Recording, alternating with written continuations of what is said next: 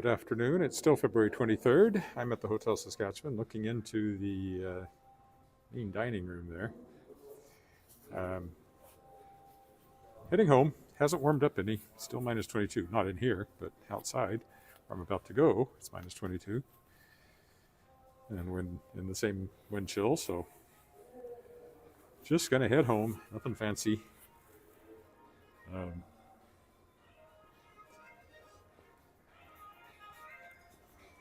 Off we go. First I have to get out of the hotel, of course. That would be the main desk. That would be the coffee shop. Since I walked down Victoria to come this way, I think I'll go out the back door. Or the side door here. And we'll go down that direction just to make it a little different from the approach.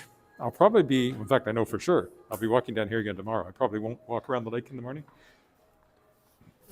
I have a meeting here tomorrow, so tomorrow will be yet another walk downtown, I'm afraid. That's the way it goes. Anyway, so here we are outside, and there's the hotel, the SAS Power building, which I pointed out earlier. We'll go this way today.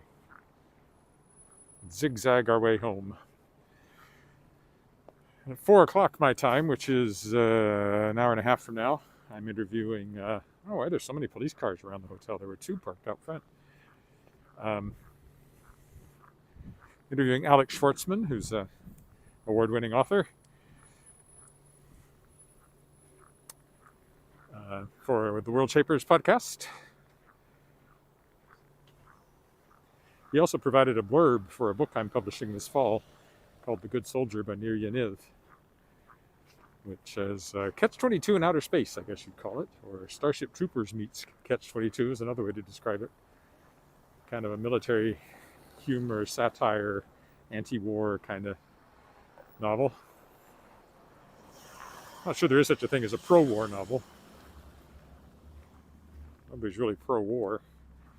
It just depends on whether you think it's necessary or not, I guess, in some circumstances. In the case of this book, definitely not. It's very much in that Catch-22 kind of anti-war novel vein. Ooh, it's bright out here. My eyes are still adjusting. This is Scar Street we're walking down, in case you're wondering, which you probably weren't. Keeping an eye on the footing, because I almost slipped twice walking here earlier. And I'd rather not make it 3 times that I've almost slipped.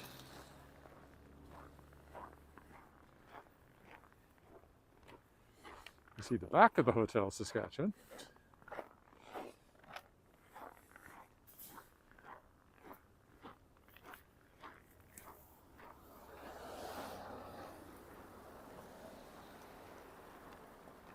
This is 13th now, to my left,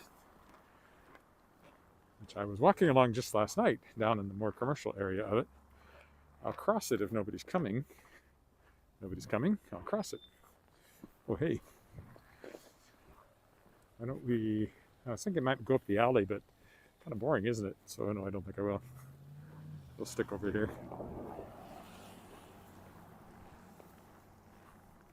By this old apartment building. Cornwall Court, it says.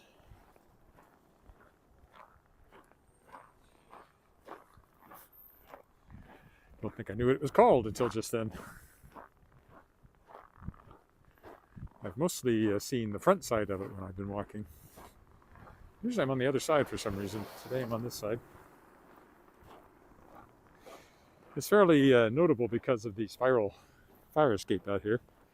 It's kind of an interesting feature. But it only goes to the 2nd floor. If you're on the 3rd floor, I don't know what happens. Must be another fire escape somewhere, one would hope. Much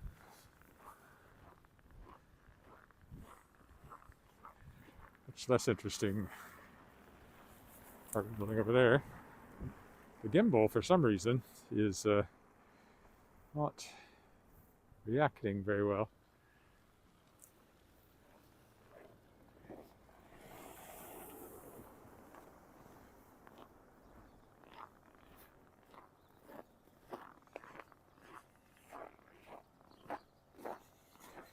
Sure sign of cold is that crunching sound of the snow underneath my feet.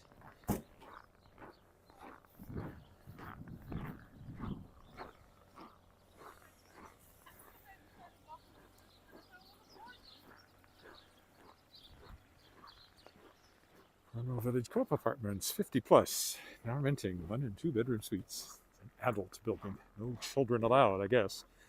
I wonder how they feel about pets. Probably don't allow those either. 50 plus seniors housing co-op. I still find that weird. I'm well past 50 at 63, and I don't think of myself as a senior. Although I am thinking of, for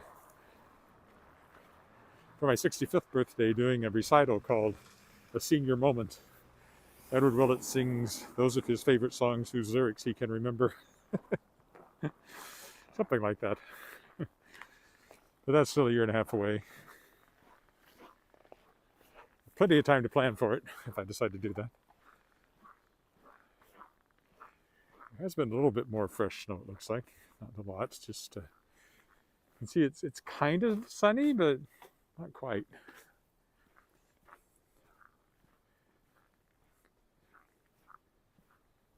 Can I cross here safely? Looks like it.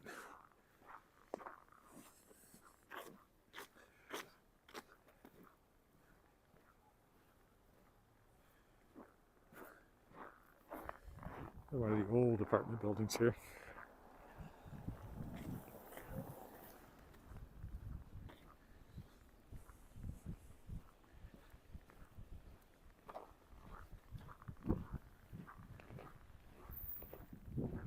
They have more character. I don't know when they started making them look like that instead. And that one looks, well, there's, hard to say. Is it abandoned? Must be. The main entrance is blocked up, but there's a Pilsner sign hanging. These are the Bartleman apartments here. Pilsner sign hanging in one of the windows, but clearly with the entrance blocked up, I would say it's been emptied out. Probably going to be torn down. Sterling Musical Theater Company over there. Tangerine is a nice coffee shop, which I never think to go to ride in for some reason. Rescue Tech.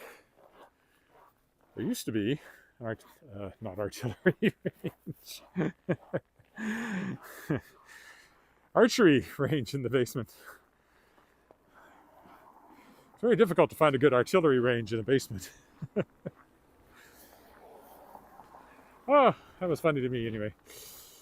Nobody coming. We'll cross over here as we go by Lawrence Street Drugs. Another one of the old apartment buildings. I don't know what this one's called either. Perhaps I will see.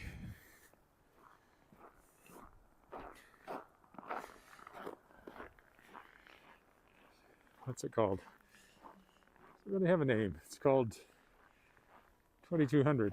That's just the address. This used to be a house, but it's been expanded into an office space. I don't know if there's an actual house in there or not, although it kind of looks like it with the Christmas decoration on the front.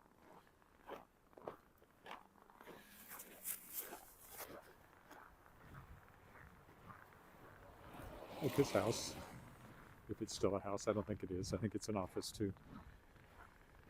Called the transition area because it's all these houses that are transitioning into businesses. With quite a grand entrance on that one at one time. Now it's like psychologists in it.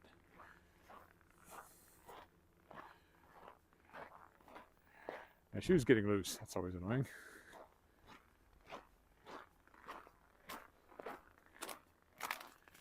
Another old house, and that one might be a house. It's hard to tell. Could be multiple apartments.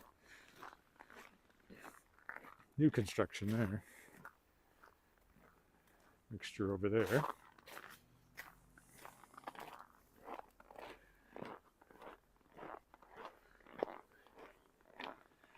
These are still houses, some of them at least. But this one here has a sign in front of it, which would indicate it isn't. So there you go. Transitioning. Another old apartment building over there.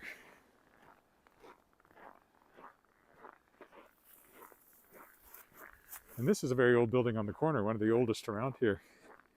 It still has a doctor's name on it, but I really don't think it's a doctor's office anymore.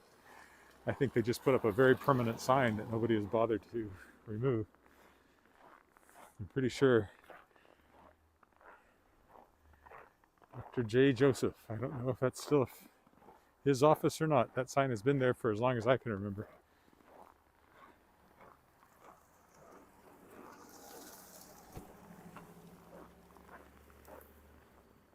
That's a very orange apartment building. Not old, but orange.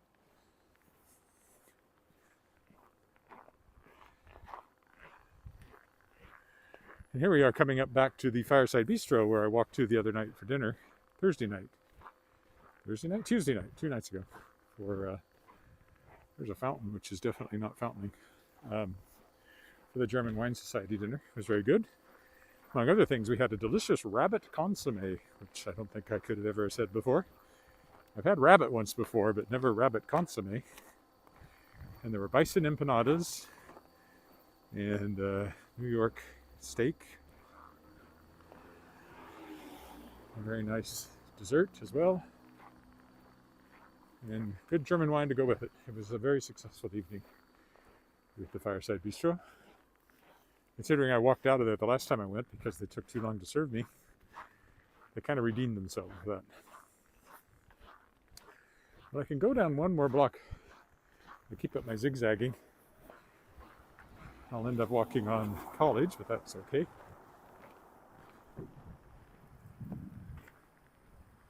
Another old house. It's now a law office, I believe.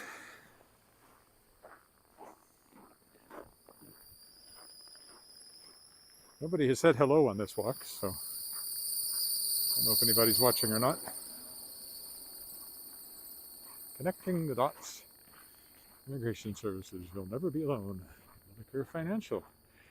Again, they still look like houses, but most of them are offices of some sort. But not all of them.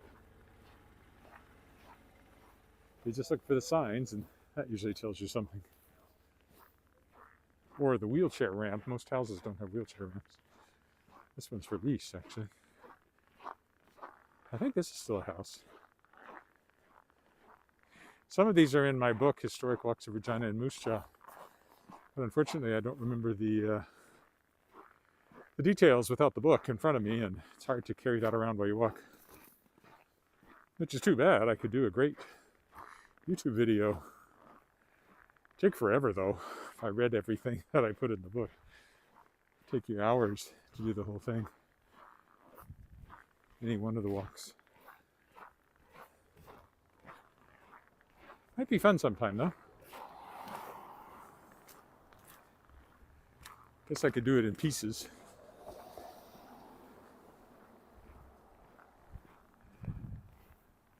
Old apartment building there. I don't usually come along this street at all. This is College, so I'll just go straight down a couple of more blocks to College and Albert. Then we're practically home.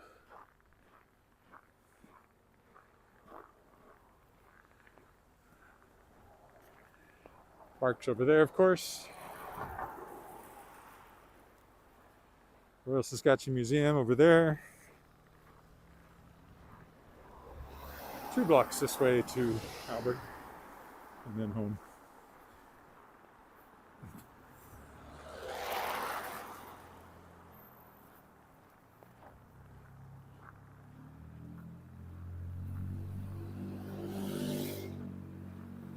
I don't even know what's in this building. I walk by it all the time, but I really don't know. Let's see. Apparently that's what's in this building. Lots of different stuff. Regina Symphony Orchestra is in this old house, which is a very handsome old house. It is offices now, not a house. And I think there's some kind of financial services in this old house, which is also a handsome old house, but not a house anymore.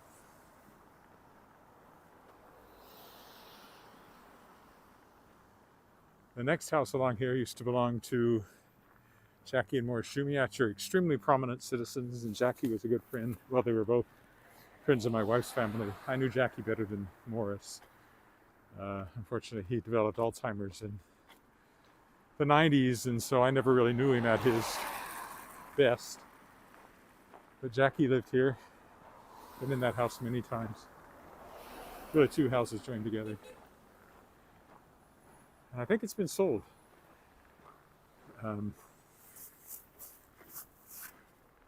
She died several months ago now.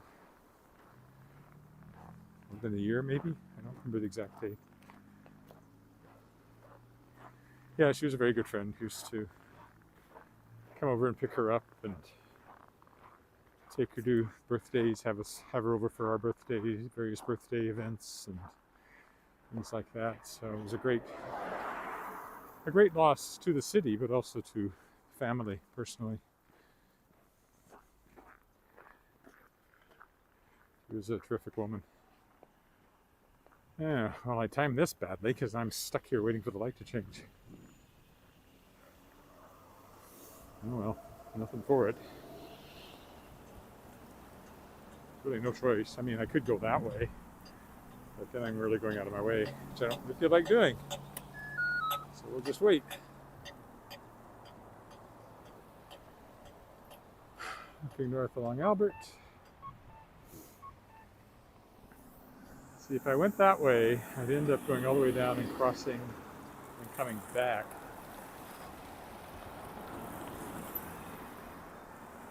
I think I'll wait. This is another building I mentioned on the previous walk. Joseph Pedic, noted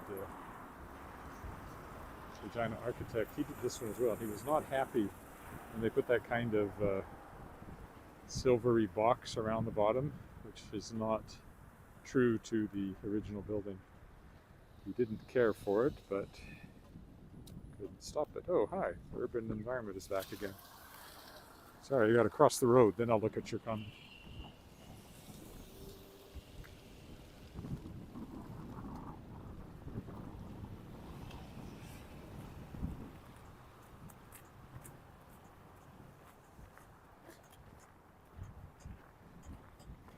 If I can make it out.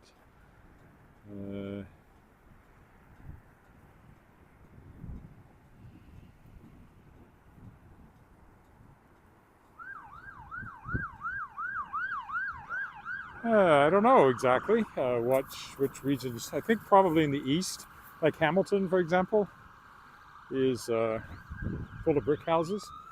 They're quite a bit rarer here. It's like an ambulance going by. Turning down College. It's not that we don't have brick houses here, but they do tend to be wood and stucco. Here, back east, I think you get more brick. But I mean, obviously it varies.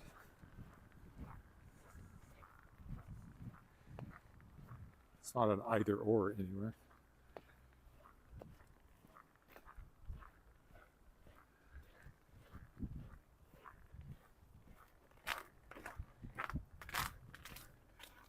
Yeah, you won't see a lot of brick. There's some, but certainly more wood and stucco in my neighborhood here.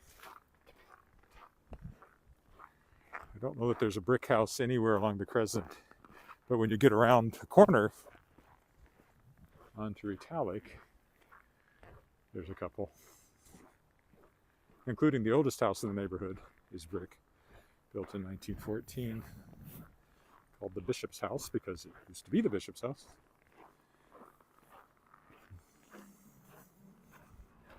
But as you'll see along here, pretty much all wood and stucco kind of construction. Although a new house that was recently built is brick, so.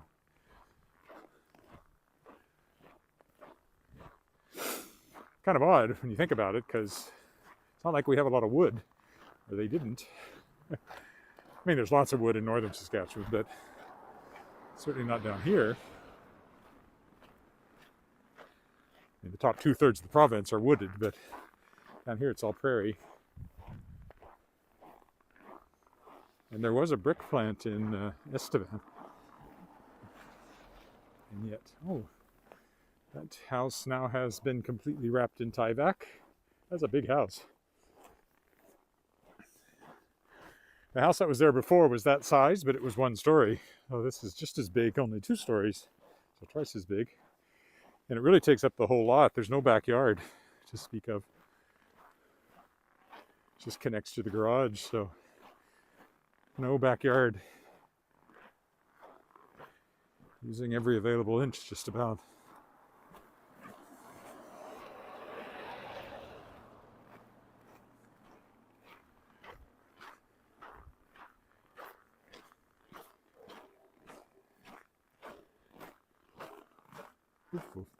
So most of the houses along here were built in the 20s.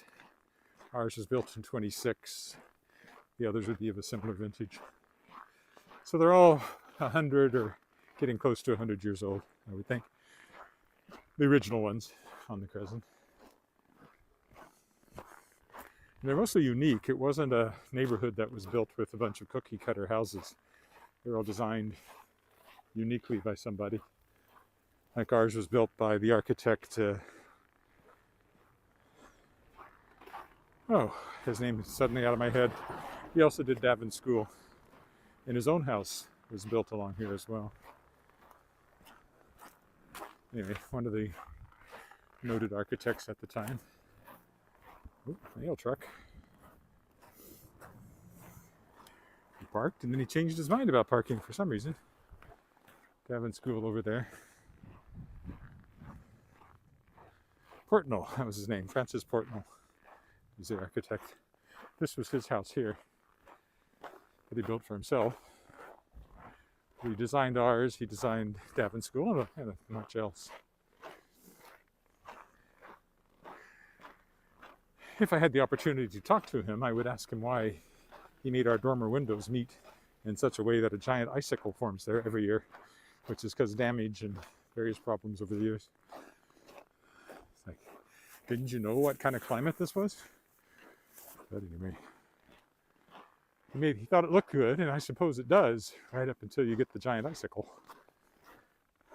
Okay, we'll stop here. Thank you for walking home with me. Tomorrow will be another walk downtown, I think, because I do have a lunch meeting down there, so I like to be efficient. So, bye.